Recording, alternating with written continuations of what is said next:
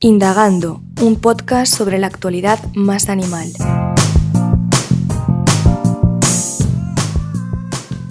Buenas tardes y bienvenidos a Indagando, el podcast sobre la actualidad más animal en el que el equipo de Aga Comunicación charlará con profesionales influyentes, inspiradores, motivadores, líderes, personas que abandonen el cambio en el sector agroganadero, veterinario y en el mundo animal. Y en la tarde de hoy tenemos un invitado muy especial, un invitado de honor que se estrena con nosotros en nuestro primer episodio del podcast, Jorge Valdivieso. Pues sí, Raquel, efectivamente, es todo un lujo tener a Jorge con nosotros en este podcast que estrenamos hoy. Jorge es experto en educación, adiestramiento y comportamiento animal. Él dirige la Escuela de Formación Tecnican y es presidente de la Madriguera del Lobo, entre otros. Jorge está especializado en asesoramiento, diagnóstico y tratamiento de terapias de comportamiento y gestión emocional en perros con problemas de agresividad, de miedo y de ansiedad. Hola Jorge, bienvenido. Buenas tardes. Bueno, Jorge, pues si te parece, me gustaría empezar hablando un poco por encima sobre el último informe que ha sacado la Fundación Affinity sobre abandono animal, un informe en el que se dan cifras escalofriantes de abandono, como puede ser el caso de 300.000 perros y otros tantos gatos. Además, también en este informe se apunta que de estos abandonos el 12% son causa de algún trastorno de comportamiento de los animales. Tú como profesional, ¿cómo percibes esta circunstancia, esta triste realidad? Hombre, es verdad que conociendo el tema, lo ideal es que eso no existiera. O sea, es verdad que hay muchas causas por las que alguien puede desprenderse de un animal, por no decir abandonar, porque no siempre tiene por qué ser un abandono como tal. Pero es verdad que los temas de educación son los más fáciles de solucionar, que normalmente vienen simplemente del desconocimiento o de no esforzarse. Si es de no esforzarse, pues la solución no es simplemente trabajar con el perro, sino con las personas, seguramente. Si es mero desconocimiento, solo es aprender. Es muy sencillo. Normalmente, casi todos los problemas de conducta de los perros los podemos solucionar de manera muy sencilla. Hay que saber hacerlo, lógicamente, y hay que aplicarse en ello. Pero no creo que sea una causa justificada casi en ningún caso para abandonar un animal. Pues totalmente de acuerdo contigo, Jorge. En este sentido, de todas formas, ahondando un poquito más en estos problemas de comportamiento, ¿cuáles son los más frecuentes en la actualidad y a qué crees que se deben? Bueno, hay un montón de problemas de comportamiento infinitos, ¿no? Es verdad que todo el que tiene perro sabrá que nos pasamos la vida apagando fuegos, o sea, solucionando pequeños problemitas muy pequeños o más grandes. Lógicamente, los problemas más comunes son los más sencillos, el perro que tira de la correa, el perro que ladra o que se pone nervioso cuando se queda solo, son cosas muy comunes que tienen relativa solución sencilla. Siempre hay que primero diagnosticar de dónde viene un problema, porque puede un perro ponerse nervioso cuando se queda solo porque no entiende lo que es quedarse solo, por cientos de razones, muchas veces simplemente por estrés porque no cubrimos sus necesidades diarias y necesitan hacer cosas en lugar de quedarse en casa descansando. Pero en realidad es natural que no lo entiendan. O sea, en la naturaleza un animal gregario no se queda solo en la vida, desde el día que nace hasta el día que se muere de viejo. Entonces es normal que no lo entiendan. Hay muchos problemas de miedos, de inseguridades, de... Dentro de miedos tenemos muchos problemas de huidas y muchos problemas de agresión. Hay muchos problemas de agresividad. Es verdad que suelen ser problemas relativamente también sencillos de solucionar, siempre que sabes cómo hacerlo. Es verdad que yo tiendo a pintar todo muy sencillo porque a estas alturas quizá lo veo todo muy sencillo, pero para la persona o la familia que tiene un problema de agresividad en casa, sea con un perro, sea con una persona, sea con quien sea, lógicamente, es un problema muy grande y es un problema a tomarse muy en serio. Pero eso no quiere decir que sea difícil de solucionar. Entonces, obviamente, hay que aplicarse en ello y, oye, saber solucionarlo. Pero para eso estamos los profesionales.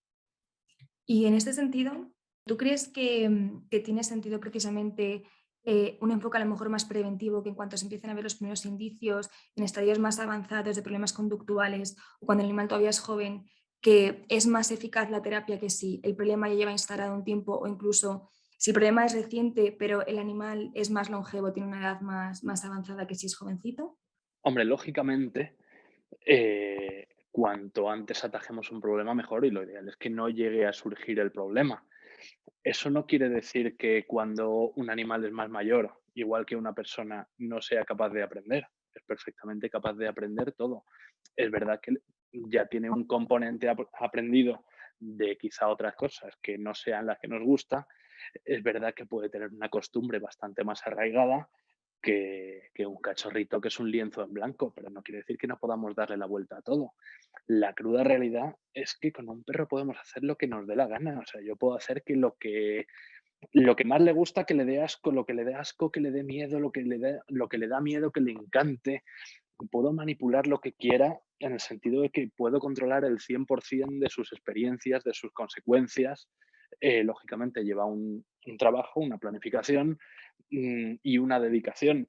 Y puedo manipular tanto que tengo hasta que tener cuidado con la ética, porque si nos planteamos eso con un humano, dice, es que a lo mejor ya suena nazi hablar de estas cosas, pero la realidad es que podemos manipular lo que nos dé la gana. Entonces hay que ver cuándo hace falta, cuándo no, y, y qué cosas hacer y qué cosas no. Y eso no quiere decir que se hagan por las malas. Las cosas hechas por las buenas pueden ser contrarias a la ética muchas veces. Entonces hay que tener mucho cuidado y valorar muy bien las cosas que queremos cambiar.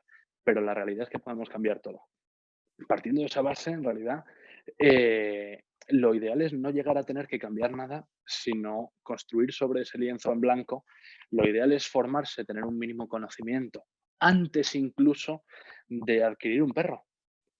O sea, muchas veces nos equivocamos desde el punto de la genética. Si yo quiero un perro con muchísima energía porque los domingos me quiero ir con la bici al campo y tener un perro que me aguante hacer 35 kilómetros por la mañana y otros 30 por la tarde, vale, pero ese perro a lo mejor tiene mucha energía para ser capaz de aguantarte eso, pero esa energía la tiene los 7 días de la semana, los 365 días del año. Y si yo solo hago eso los domingos, seguramente de lunes a sábado ese perro no esté a gusto.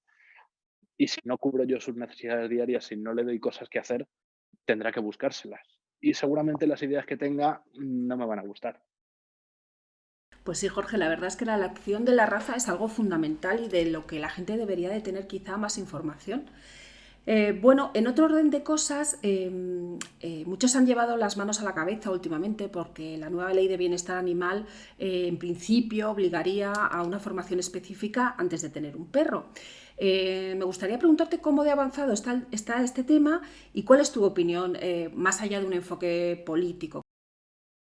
Hombre, es verdad que al margen de todo el tema político y todo lo que está hoy por hoy en el aire, yo te puedo dar mi opinión personal y quizá lo que haga sea hacerte dudar más, porque te puedo dar dos opiniones personales totalmente opuestas. Una, lógicamente, puede ser que lo ideal y seguramente estrictamente necesario sería que todo el mundo, como te decía, tuviera una formación antes de llegar a tener un perro para saber simplemente dónde te metes, en la responsabilidad en la que te estás metiendo, tener una base de genética, de educación, de absolutamente todo lo que después te puede repercutir. Que te hablo bastantes veces de la genética porque es lo único que luego no podemos manipular así como así. O sea, a mí me hubiera gustado tener los ojos azules, bueno, los tengo verdes. No me los puedo cambiar. ¿Me puedo poner unas lentillas? Sí. ¿Podremos poner parches? Vale, pero oye, si yo hubiera elegido antes el perro que necesito, hubiera sido más fácil, con conocimiento. ¿Eso sería imprescindible? Sí. ¿Obligatorio? Depende. Todos los problemas de educación igual. Si yo hubiera hecho las cosas bien desde el primer momento, seguramente no tendría problemas ni de miedo, ni de agresividad, ni de, lógicamente, ni de que tire la correa, ni de que ladre, ni de que se ponga nervioso cuando se queda en casa, ni que se mee en la nevera, ni que me saque las tripas del sofá. No tendría esos problemas. Pero ¿hasta qué punto eso puede ser obligatorio? Porque esto ya se ha intentado hacer varias veces en otros países y bueno, siempre se llega a las mismas conclusiones. Está bien el decir, vale, si yo tengo que tener obligatoriamente un carnet de conducir para coger un coche, debería tenerlo también para tener un perro, que encima es un ser vivo y es una responsabilidad mucho mayor. Vale, pues desde ese punto de vista te diría sí, sin ninguna duda, con esa comparación. Ahora, si me voy al otro lado, al argumento opuesto, que es, oye, ¿y por qué no hay que tener un carnet obligatorio para tener un niño? ¿Por qué para tener un perro sí y para tener un niño no? Ostras, es que si lo vemos así, ya nos estamos poniendo más nazis que antes todavía. Entonces, ahí es cuando todo se desbarata y dices, ¿qué opinión tienes?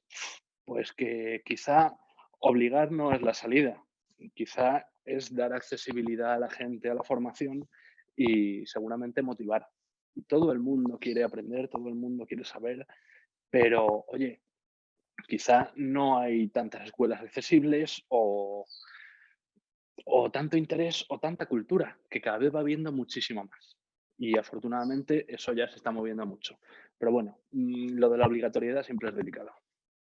Y en este sentido que comentabas de cada vez hay más cultura a lo mejor de, pues de la selección, la educación, el comportamiento. De hecho, se está planteando la aprobación de un documento de identidad para mascotas, para perros en este caso, que les eleve a nivel de derechos pues al de las personas de su unidad familiar, que les haga miembros de pleno derecho. ¿Tú crees que se percibe un incremento de interés en esta tu disciplina y que realmente pues a día de hoy puede llegar a tener salidas profesionales que permitan a la gente no solo vivir de ello, sino hacerse auténticos líderes de opinión en la materia, como en este caso pues sería tu posición? Hombre, sin ninguna duda. Yo ya sabéis cómo estoy, lo que cuesta sacarme este hueco para hacer una entrevista, para lo que sea, estamos hasta arriba, pero todos los que nos dedicamos a esto, a ver, no puedo generalizar, pero todo el que funciona bien está hasta arriba. Pero en realidad en esto, en la fontanería, en cualquier especialidad, si yo necesito un fontanero y tengo uno bueno, seguramente se lo voy a recomendar a todo el mundo y esa persona no va a dar abasto. ¿Que hay muchos que no recomendaría? Pues puede ser, sí, eso siempre puede ocurrir, ¿no? Pero funcionando bien es una necesidad que tiene muchísima gente. O sea, casi todo el que tiene perro, como estábamos diciendo antes, tiene algún problema, aunque sea mínimo. Y si tuviera esa formación previa, ni lo tendría, probablemente. Tenemos trabajo para que nos salga por las orejas por todas partes. Hablo de mi especialidad, también es verdad, que es la modificación de conducta, los problemas de comportamiento. Pues yo ya sabéis que mi especialidad son los temas de agresividad, de miedos, todas estas cosas. El que su especialidad es otra porque el mundo del perro es muy amplio. Y si dices, no, yo me quiero dedicar a la competición de agility, pues oye, muy bueno tienes que ser para que te patrocinen y poder vivir mínimamente de eso. Bueno, pues oye, hay muchas especialidades y no te puedo decir que todas tengan una salida profesional súper rentable. Es la cruda realidad. Pero bueno, todo lo que es el trabajo con personas, todo lo que es la educación esencial, la obediencia, la modificación de conducta, problemas de comportamiento, todas estas cosas. Los perros de búsqueda hay salidas por todas partes, muchísimas especialidades. El mundo del perro es muy, muy, muy amplio. Entonces, lógicamente, si a mí lo que me gusta es preparar perros de defensa, preparar perros de alta competición, preparar perros de especialidades muy concretas, pues a lo mejor es más difícil ser el mejor para poder vivir de ello. Que no quiere decir que en esto no haya que ser el mejor, que es lo que tendríamos que intentar conseguir todos y es como todo iría bien. Pero en esto y en el que monta un hotel. Jorge, un aspecto que a mí como veterinario me interesa especialmente es conocer tu opinión acerca de las aportaciones de las terapias veterinarias, de los medicamentos, a este tipo de alteraciones del comportamiento en los animales. Es decir, ¿cuándo, desde tu punto de vista, es necesario derivar a un profesional veterinario después de haber intentado una terapia conductual con determinado animal? Hombre, un profesional veterinario, para empezar, en cuanto a un particular que tiene un perro, es la primera persona de referencia y eso es una responsabilidad enorme. Enorme en cuanto a que un veterinario tiene que tener un mínimo de formación eh, en cuanto a comportamiento animal. Hablo animal no solo de perros, de gatos, sino de cualquier especialidad, de cualquier especie con la que trate. Pues, lógicamente, el de pequeños animales tendrá que saber más de comportamiento de pequeños, que es cuando más vas a tratar con el público, pero tienes que tener un mínimo de criterio o bien para poder dar un consejo o bien para no meter la pata, por lo menos. Independientemente de eso, para mí el personal veterinario es una necesidad también para mí como profesional. Yo lo primero que tengo que diagnosticar cuando una persona viene aquí con un problema de comportamiento en un perro es la salud. O sea, lo primero imprescindible es saber que no tiene un problema fisiológico, que no tiene un problema de salud, porque yo no puedo ver un perro y decir, no, este perro tiene un problema de agresividad, bueno, pues entonces si tiene un problema de agresividad, pues vamos a hacer esto, lo otro y lo otro, no. Lógicamente, hay un montón de razones por las que un perro puede tener un problema de agresividad y la solución a una puede ser contraproducente si la razón viniera de otro lado. Por eso lo más importante es el diagnóstico. El solucionar el problema luego es lo fácil. Hay que saber de dónde viene el problema.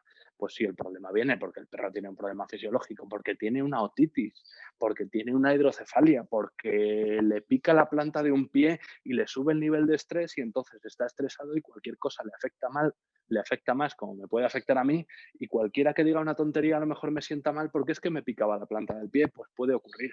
Pues oye, a lo mejor eso primero lo tiene que tratar su veterinario, solucionar ese problema de base y luego que de ahí nos ha quedado un problema de agresión ya aprendido, ya una costumbre o cualquier cosa. Perfecto, eso lo manipulamos con mucha facilidad, pero con el problema de base lógicamente solucionado por parte de su veterinario. Bueno, y estamos hablando de reenfoque de la conducta, de adiestramiento. No sé si podrías así, a grandes rasgos, para los que nos están escuchando, resumirlos, aunque supongo que esto será toda una disciplina que requerirá años de experiencia y de estudio, pero más o menos saber un poco cuáles son las bases de una buena técnica de adiestramiento, que al final escuchamos mucho la palabra, pero yo creo que no estamos realmente los ciudadanos de a pie al tanto de lo que ello implica. Sí, hombre, es verdad que son temas muy ambiguos, ¿no? Para mí hay una diferencia muy grande, por ejemplo, entre educación y adiestramiento, pero eso puede ser una opinión personal. Para mí, el adiestramiento es conseguir que el perro responda a todo lo que yo le mande. Vale, eso es estupendo. Que yo le digo que venga, tiene que venir a la primera. Que le digo que se tumbe, se tiene que tumbar. Que le digo que se quede quieto, se tiene que quedar quieto. Que le digo que haga, que coja, que suelte, que cante, que... Vale, perfecto. Que funcione todo a la primera cuando yo se lo diga. Eso es adiestramiento desde mi punto de vista. Otra cosa es la educación. Para mí la educación es que las cosas vayan bien sin que yo le tenga que decir nada. O sea, que el perro tenga una educación esencial, que sepa que no tiene que ladrar en la oreja o en la mesa, o que no tiene que saltar encima a la abuela cuando viene de visita, o que no tiene que ir tirando de la correa para llegar a los sitios, que yo no le tenga que decir las cosas. Entonces, obviamente, si yo monto una buena educación, eso prácticamente es todo lo que necesito en general. Eso y cubrir las necesidades diarias. Te especifico si quieres, por no soltarte 500 cosas, pero en cuanto a educación, yo necesito con cualquier perro del mundo 3 cosas, eh, aparte de lo que es una educación esencial, que es que venga cuando le llamo, por supuesto, llamémoslo adiestramiento, vale, que no tire de la correa, llamémoslo entre medias de educación y adiestramiento, vale, porque me interesa no tener que yo decirle junto que vaya conmigo, no, simplemente que él sepa que no tiene que tirar de la correa. Para mí es más educación, seguramente. Y lo tercero imprescindible, que se quede quieto si le pido que se quede quieto. Eso puede ser más adiestramiento si no nos vamos a la base, que en realidad para mí el que se quede quieto es que se quede tranquilo, no solo que esté quieto físicamente. Entonces quizá es un poco ambiguo lo que explico, pero con esas 3 cosas controlamos a cualquier perro del mundo. A mí no me sirve de nada enseñar a un perro a sentarse, a tumbarse, a dar la pata, a hacer el pino, la croqueta. Todo está muy bien para ese otro factor de cubrir sus necesidades diarias, de estimular, de hacer cosas, de divertirnos, de pasarlo bien, pero yo no necesito para nada enseñar al perro a sentarse, yo necesito que se quede quieto si se lo pido. Si salen conejos, bicicletas, caballos, que viene la abuela que le da miedo, que cualquier cosa, que se le pido que se quede quieto y tranquilo. Con una llamada, un paseo ordenado y un quieto, controlo cualquier perro del mundo en la calle. En casa, lógicamente, necesito una educación esencial y luego tenemos el factor B, que es el de cubrir las necesidades diarias. Las necesidades diarias de un perro son 5, son las mismas que las nuestras. Alimentación, que todos la tenemos medianamente clara, descanso, ¿vale? Higiene, tiene que hacer pis, tiene que hacer sus cosas, tiene que estar medianamente higiénico, hay que cepillarle, tiene que estar en condiciones. Y luego, las dos que nos suelen faltar, ejercicio físico y sobre todo ejercicio mental. Hay muchas veces que tenemos perros con una energía que te cagas y dices, es que tiene que salir a correr y correr más y correr más hasta que se canse y más y más. Y a lo mejor lo que le falta es pensar, no es correr más. Entonces tendemos a suplir la falta de estimulación mental con más ejercicio físico para que se canse más. Y lo que tendemos a hacer normalmente es entrenarle. Entonces, cuanto más le entreno, más necesita después. Y necesita correr más, y correr más, y correr más, y tirarle más la pelota y hacer más cosas físicas, cuando lo que necesito es hacerle pensar un poquito que seguramente nos lo vamos a pasar mucho mejor. Pues qué interesante todo, de verdad, Jorge. Bueno, para finalizar, porque ya por desgracia nos queda poquito tiempo, me gustaría que nos dieses unos pocos tips generales que darías a la audiencia para educar correctamente a sus perros. Hombre, es verdad que lo de tips generales o te doy 500 o es difícil que con 5 tips consigamos obtener resultados, pero si me voy a resumir, me voy otra vez a lo mismo. A uno, formarte, tener conocimiento, saber cómo funciona la mente de un perro. En muchas cosas es muy parecida a la nuestra. Nosotros tenemos cognición, el perro tiene cognición, tiene sentimientos y emociones igual que nosotros. Su comunicación es muy diferente. Si no conocemos su comunicación no nos vamos a entender. Tiene el mismo instinto de defensa que nosotros, los miedos. Si tiene miedo, tiene dos opciones, huir o agredir, exactamente igual que nosotros. Tiene un instinto de caza que nosotros no tenemos. El ser humano es capaz de cazar por cognición porque somos inteligentes y hemos aprendido. Vale, pero no tenemos instinto de caza. Yo no veo un conejo y mi cuerpo hace así automáticamente hacia el conejo. No tengo ese impulso. Eh, Instinto de reproducción tenemos, vale, hay muchas cosas comunes y muchas cosas diferentes que tenemos que entender. Con una buena formación tenemos una base muy buena. Lo segundo tiene que ser cubrir las necesidades diarias, esas 5 necesidades de las que hablábamos. Y lo tercero, con lo que me quedaría, es una educación esencial, incluyendo quedarse quieto, venir a la llamada y no tirar de la correa. Y seguramente con esas 3 cosas controle perfectamente a cualquier perro del mundo si he montado bien la base teniendo esa formación. Que luego me pueden surgir cosas, me pueden surgir todas las del mundo, que se suba por encima de las mesas, que ladre al vecino, que se pelee con mi otro perro, que millones de cosas que pueden surgir, que se nos pueden escapar a lo mejor por falta de experiencia al principio. Bueno, pues para eso estamos los profesionales. Para si tienes un problema, yo te echo una mano, pero lo ideal es que no tuvieras problemas de base simplemente por desconocimiento. Entonces, si tuvieras una buena formación, la mayor parte de los problemas, y te hablo sin cifras redondas, pero seguramente un 90% de los problemas de todos los perros, con una buena base de formación y cubrir sus necesidades diarias, los problemas desaparecerían o no hubieran llegado a existir. Pues muchísimas gracias, Jorge, por haber charlado hoy con nosotros. Ha sido un placer. La verdad es que nos vamos con información de gran interés y de gran utilidad para tanto amantes de los animales como propietarios de mascotas. Gracias por participar y por estar con nosotros hoy. Muchísimas gracias, Jorge. Como dice Raquel, ha sido un placer. Hemos aprendido un montonazo de cosas y esperamos tenerte pronto de vuelta por aquí. Un abrazo. Bueno, por mi parte es un placer exactamente igual y ya sabéis que me tenéis a disposición siempre que necesitéis.